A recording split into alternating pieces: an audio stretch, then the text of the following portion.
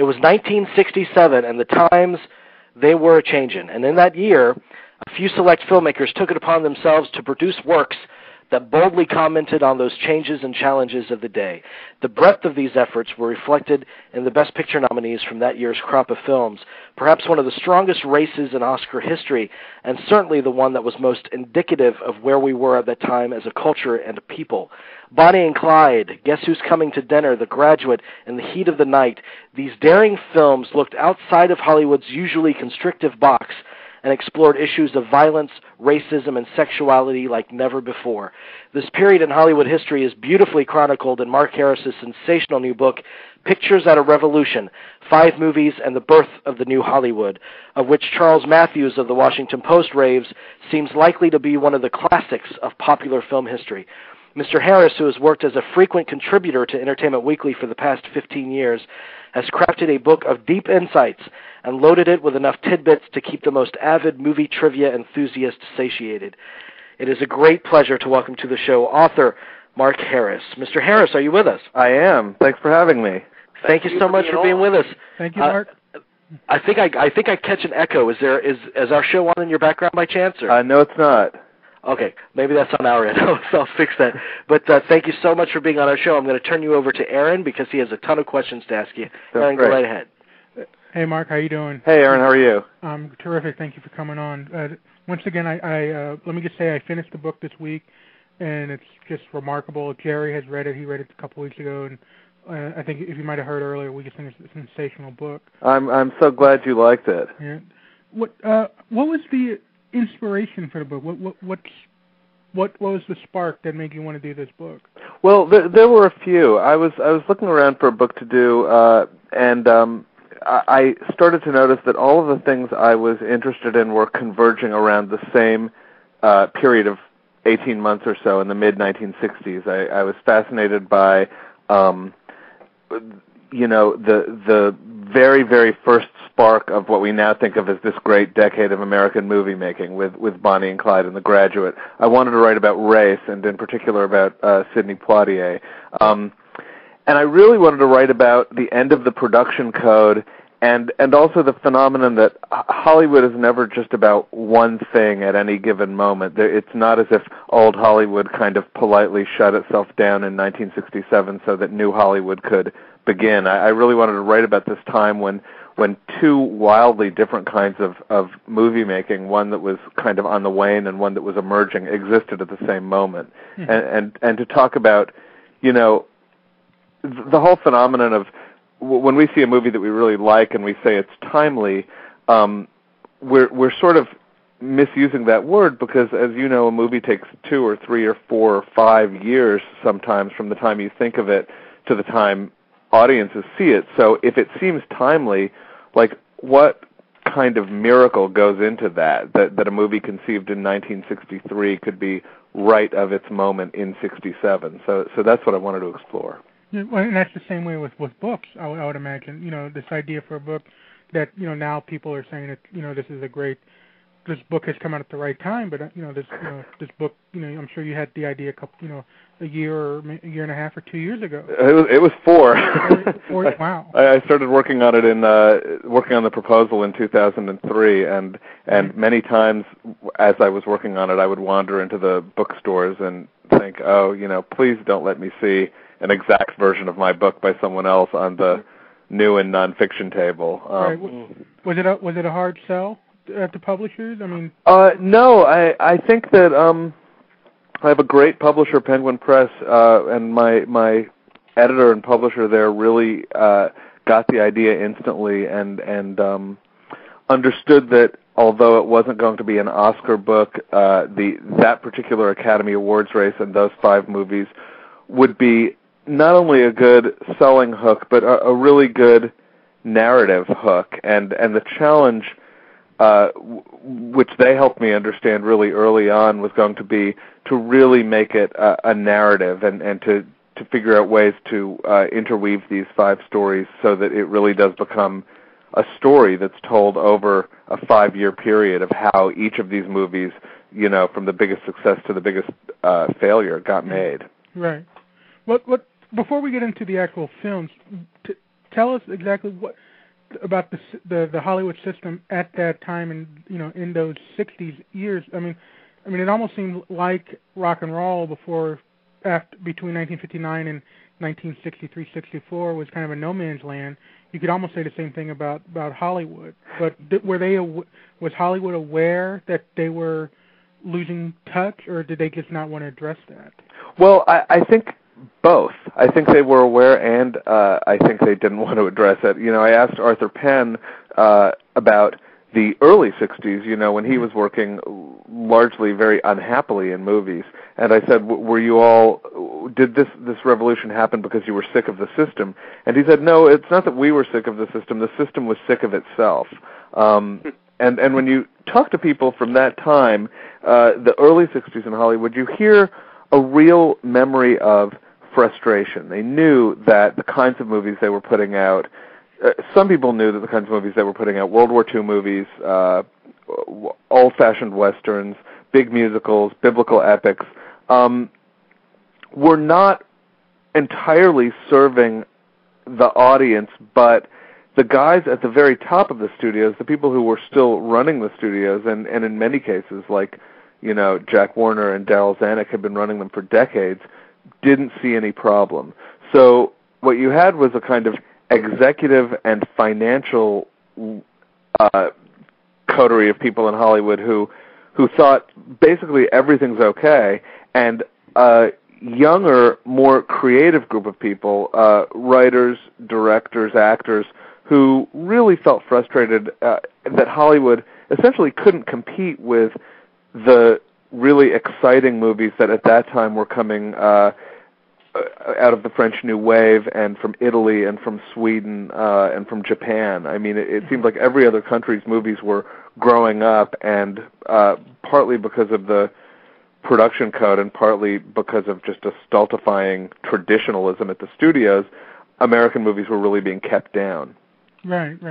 And it's interesting to note that even television at this time was kind of a no man's land. I mean, you had the golden age in the 50s, but in the 60s you were getting like I Dream of Jeannie type stuff. I mean, so it's almost like the whole industry of entertainment was like just kind of wandering about and not knowing what to do next. It's a strange in-betweeny moment, that kind of 1958 to 1963, when certainly Hollywood didn't know what to do with itself. TV was kind of just feeling its way into certain new formulas, but not really doing an amazing amount of distinguished work. Right. Even theater, which had been kind of the cultural center since the end of World War II, with the whole advent of Arthur Miller and Tennessee Williams and A Long Day's Journey into Night, American playwriting was in the early 60s, after Who's Afraid of Virginia Woolf, a bit on the wane.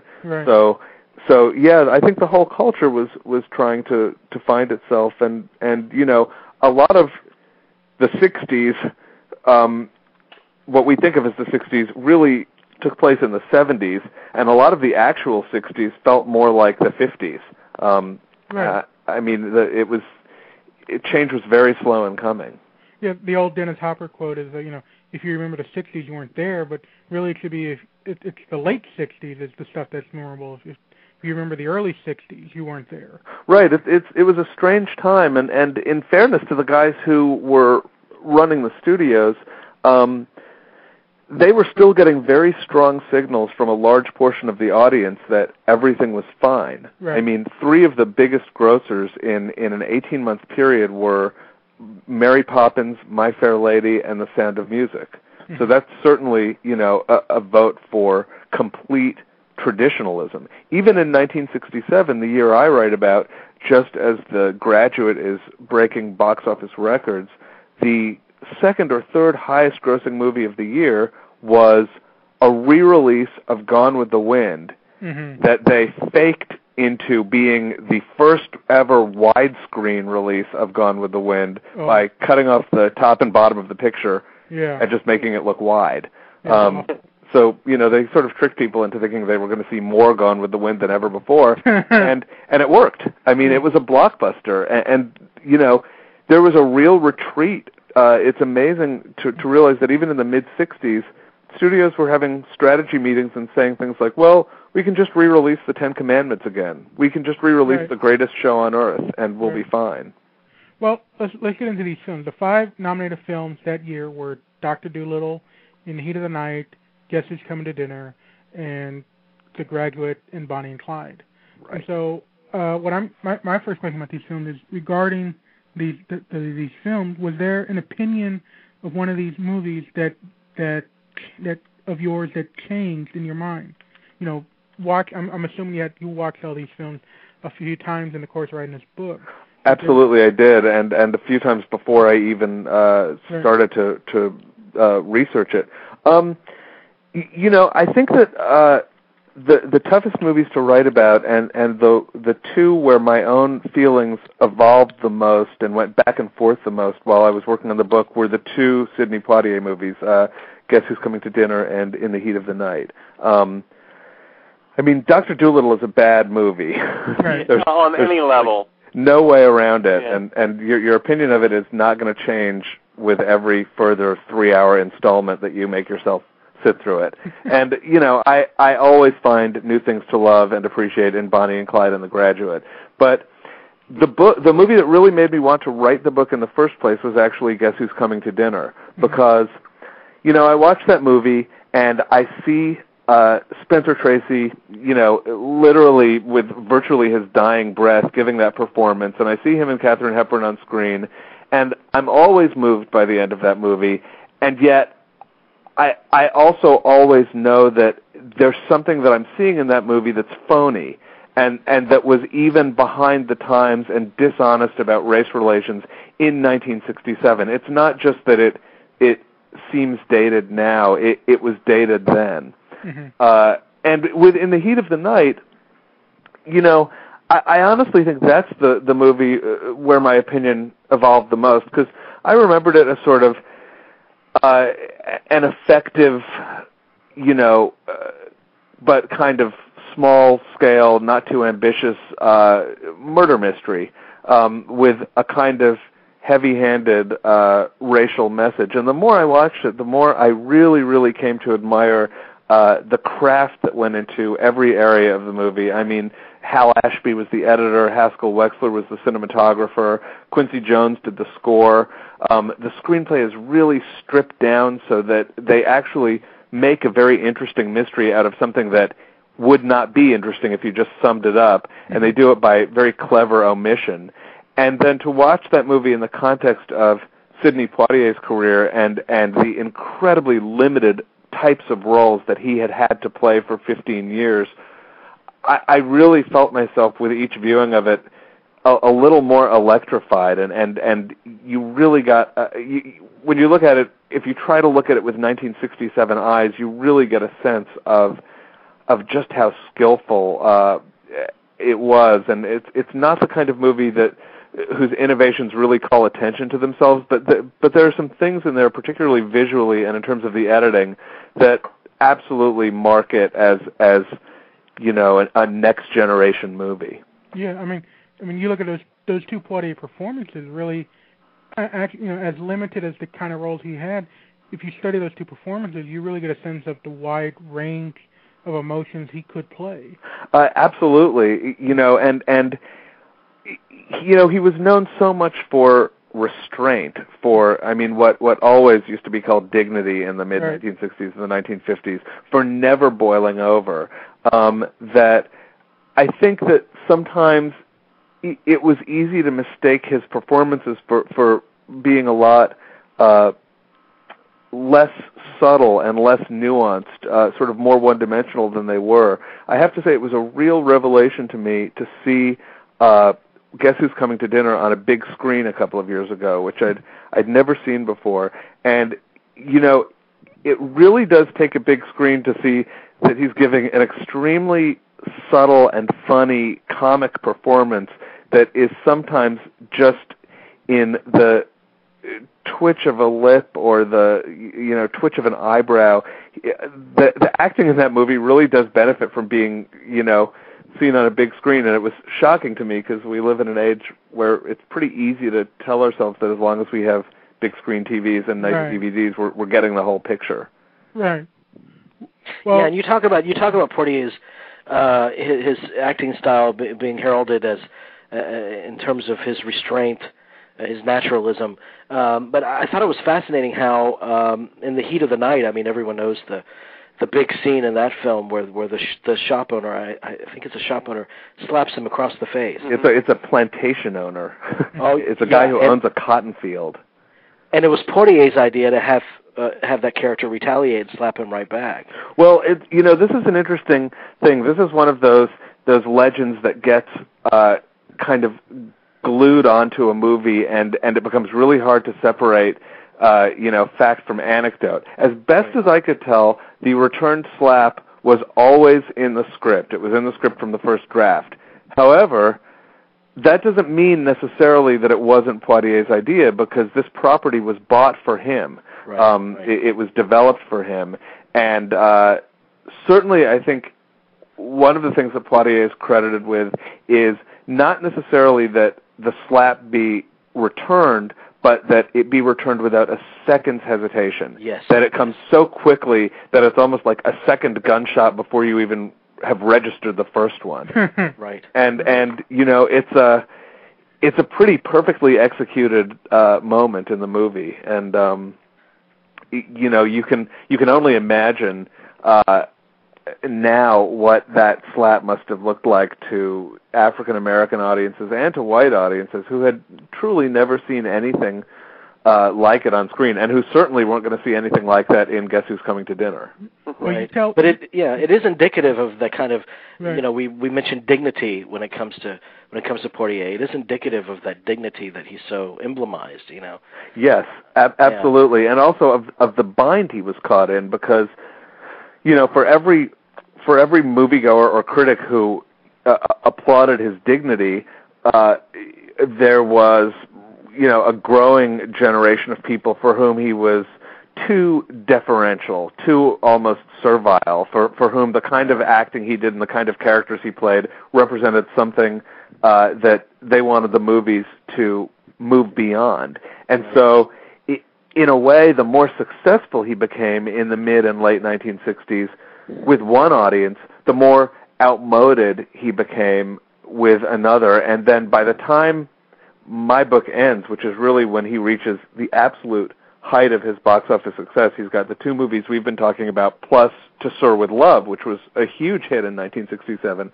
He's literally the #1 box office star in the country, but he feels correctly that his acting career is coming to an end, because at that point the culture is moving so fast that he is being written off by a lot of young African Americans and sort of aggressively progressive young white critics as yesterday's news.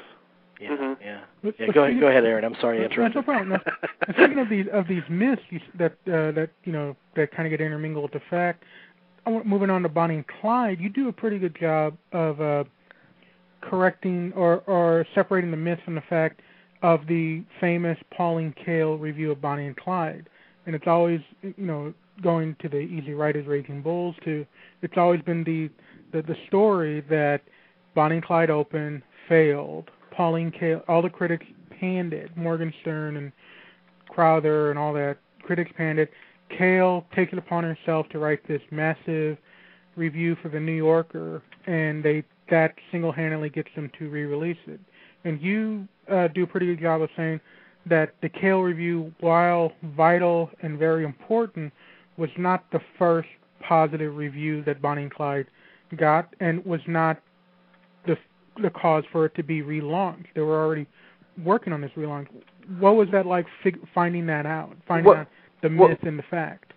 Well, it's very hard, especially with Bonnie and Clyde and The Graduate, to separate a good story from a true story. And one way to do it, and this really helped me in terms of the reviews for Bonnie and Clyde, was to just be really scrupulously chronological about it, to try to figure out exactly when it opened in each city, exactly what day each review came out. Was it the day on the cover of the magazine, or are the magazines dated a week later?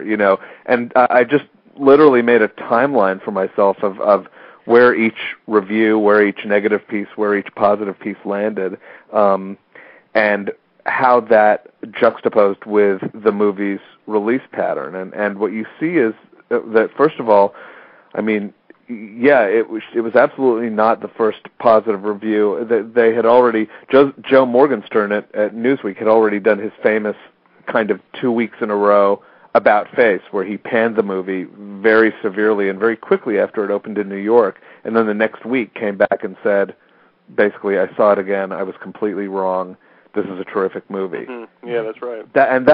That whole thing unfolded while Pauline Kael was working on her piece, but well before she published it. And also, the other critical thing that was happening with that movie was that Bosley Crowther, the long-standing critic of the New York Times, didn't just pan it, but he went after it over and over and over again. He wrote literally 5 or 6 different pieces, either directly attacking it or sideswiping it on his way to something else. Right. And this large group of other critics who were pretty sick of Bosley Crowther anyway, this was really the occasion for them to say enough is enough. And you know, even Andrew Sarris, who wasn't a huge fan of the movie himself, got really upset by what Crowther was doing. And so the Times, in a way, really exploited it. They ran a lot of letters in the arts section attacking Crowther for his reviews, including one from Jerry Lewis. You know, Bonnie and Clyde has some unlikely defenders. And so it was in the midst of all this that Pauline Kael's big piece in The New Yorker, which was unquestionably a very important piece, came out. And you know, it you could argue that it did more for her than it did for the movie. I mean, it clearly got her the job, which she did not have yet as alternating lead critic for The New Yorker. Mm-hmm. But the big successful re-release of the movie did not come until even 2 or 3 months after her review. It had been in theaters for 5 months by the time the Oscar nominations came out. And that's when it really went back into wide release. It made most of its money in 1968, not in 67. Right. Well, speaking of Crowther, what is interesting, obviously this was kind of the beginning of the Inform with this Bonnie and Clyde pan and the Times milking it. But what I found interesting, and I think all of us here, you know, we study Kael and Sarris, and so we kind of have the attitude that, you know, Crowther was an old-timer and all that stuff. But one of the things I got out of this book is that despite Crowther's, you know, misjudgment of Bonnie and Clyde, he's actually a very articulate critic. And if you ignore, you know, his blind spots, if you will, like Bonnie and Clyde, he actually was a very thoughtful critic. And that's another thing that's also kind of corrected. You give Crowther his due as a critic during this time and his long history as a critic. Well, I mean, you use the word thoughtful, and I think that's really right about him. I mean, if you go through the movies from the 60s that Crowther liked and the movies that he didn't like, you'd see that he championed a surprising number of really good movies that we would champion today. And he was an interesting guy because he was very anti-censorship. I mean, his writing is actually cited in the Supreme Court decision that ruled that movies were covered by the First Amendment. He wasn't prudish about sex, but you know, he did have these blind spots, and he wasn't great about foreign films in the 1960s at all. And you know, in the 1960s, if you're not liking what's coming from Europe, you're really kind of missing the boat. And he was just down to the marrow of his bones, really offended and affronted by violence. Mm-hmm. And that's where Bonnie and Clyde really hit him where he lived. I mean, he had always had this attitude that a very sort of patriarchal view of what a film critic should be. A film critic's job, he thought, was to protect audiences from dangerous material, and he'd been, you know, grinding that axe since the 1940s. And then suddenly, in 67, you have all of the Sergio Leone, Clint Eastwood movies arriving in the U.S. for the first time. You have The Dirty Dozen. You have the St. Valentine's Day Massacre. You have Bonnie and Clyde. He didn't know how to process it as anything but complete immorality. Right. Well, speaking of Bonnie and Clyde, I know that Warren Beatty is one of the cagiest interviews anyone can ever have. What was it like getting an interview with Warren Beatty? And considering that Beatty and a lot of these people had already talked to some extent to on Easy Riders, Raging Bulls, and were not all that pleased with the final product. Were they wary, or what was that process like in Beatty and some of these others? Well, the really short answer to that is that Warren Beatty was great. I mean, he runs the interview, definitely. I mean, he conducts it his way and at his pace, but I didn't find him cagey at all. I thought him very thoughtful and measured, and there were times when he would begin to answer a question and I thought, oh, he's not answering what I just asked at all, and then he would, in a very interesting way, work his way toward the answer. I was really impressed and happy, honestly, that the people who I talked to for particularly The Graduate and Bonnie and Clyde, Mike Nichols, Dustin Hoffman, Buck Henry, Warren Beatty, Robert Towne, Robert Benton, that they were all really willing to revisit the movies and the issues involved with the movies and that particular moment from a kind of distance of 40 years. The thing I was worried about when I was researching this book was not caginess.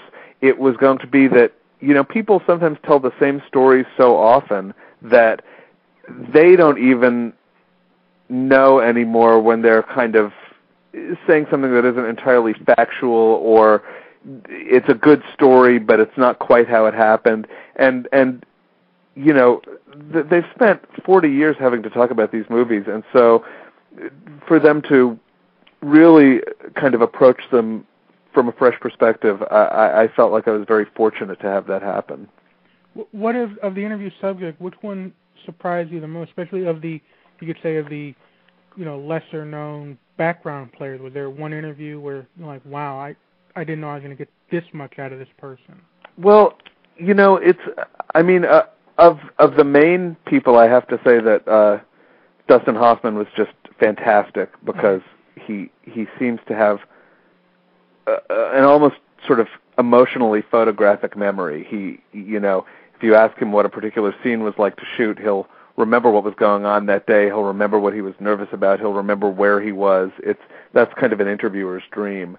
I'm glad you brought up the idea of the names that people might not recognize, because they were really, really important in this book. I mean, the assistants to the producer, mid-level studio executives, assistant set decorators, right, editors, costume designers. I mean, I wouldn't say that one turned out to be a kind of secret treasure trove of information, but a lot of the color and the texture in the book comes from them just as much as it does from the names that you would recognize, because they were there, and particularly with some of these movies where what happened depends on who's telling the story.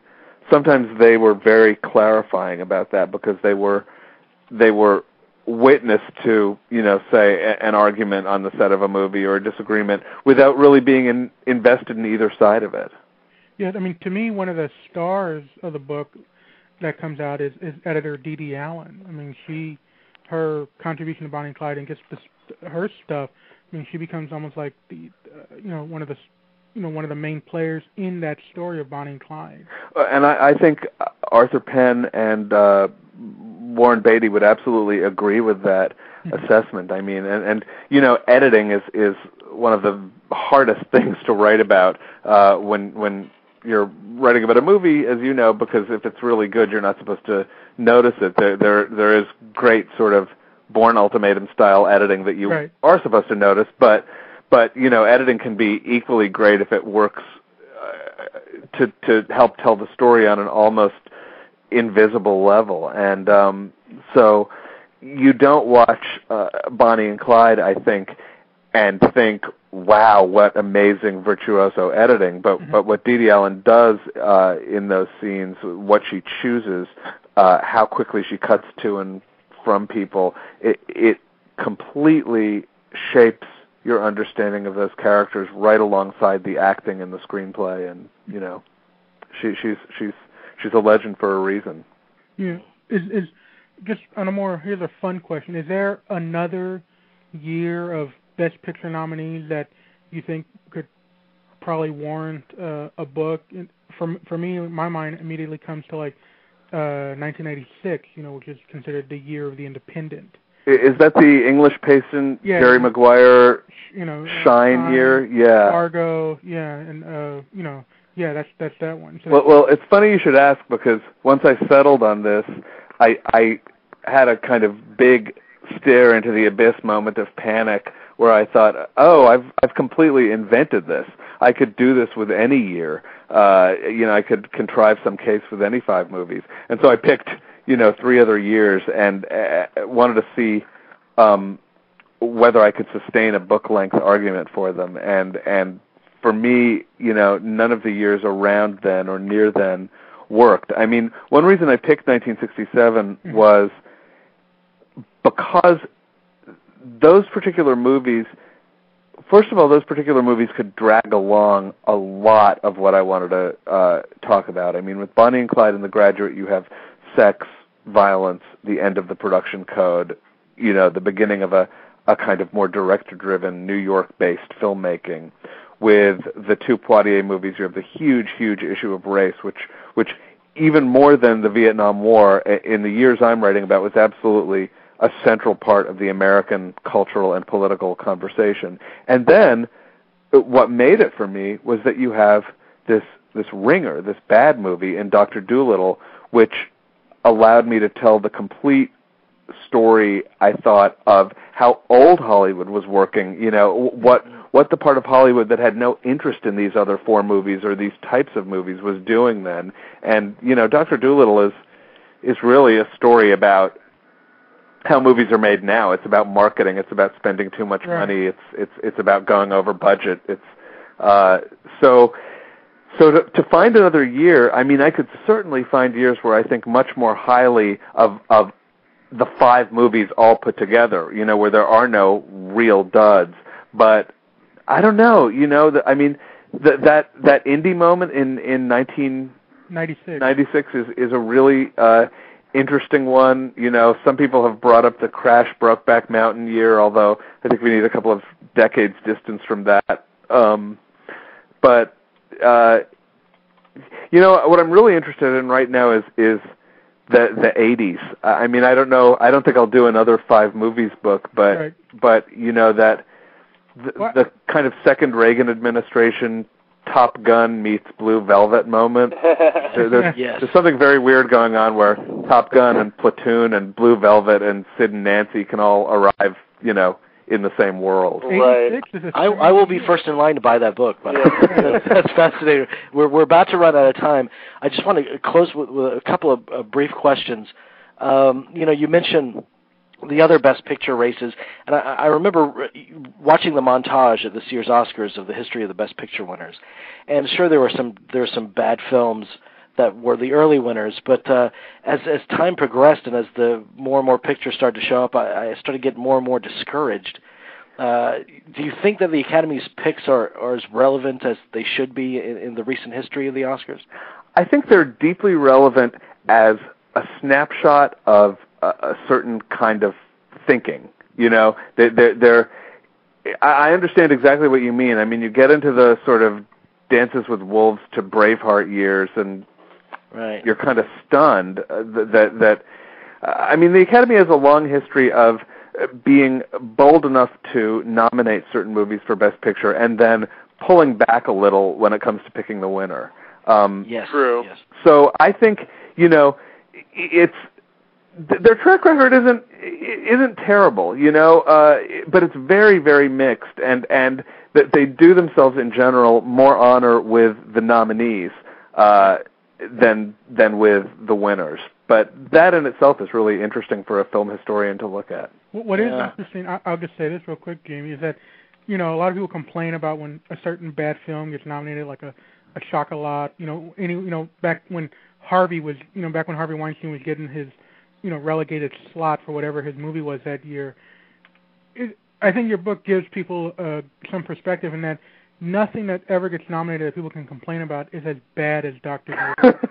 Yeah, that's true. That's very true, Aaron. I could sit through Chocolat and Cider House Rules, a couple of times before I could sit through Dr. Dolittle. Man, are you on a Lasse Hallström bench there, Aaron?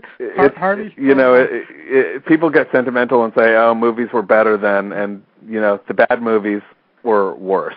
Yeah. Mm-hmm. Yeah.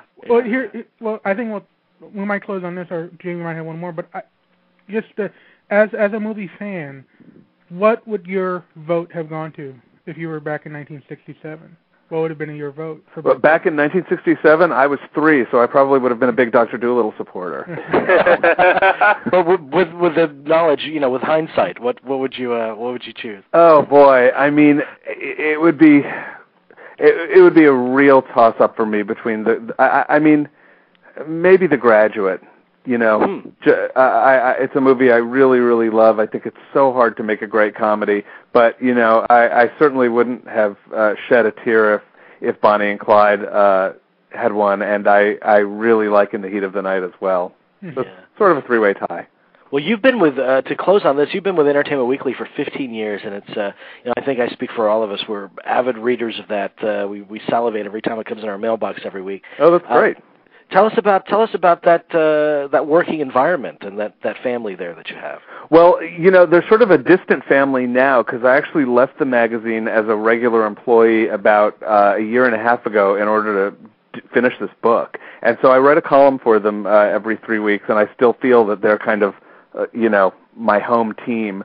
But it's a great place full of really smart and obsessive people who really want to come in every day and talk about, anything from American Idol to Make Me a Supermodel to There Will Be Blood to whatever's coming up next. And there are moments when you think, oh my God, I can't take in any more pop culture. But it was a great place for me to learn to think about movies and TV, and also to learn how easy it is to be wrong when you're trying to make judgments about stuff week after week. Right.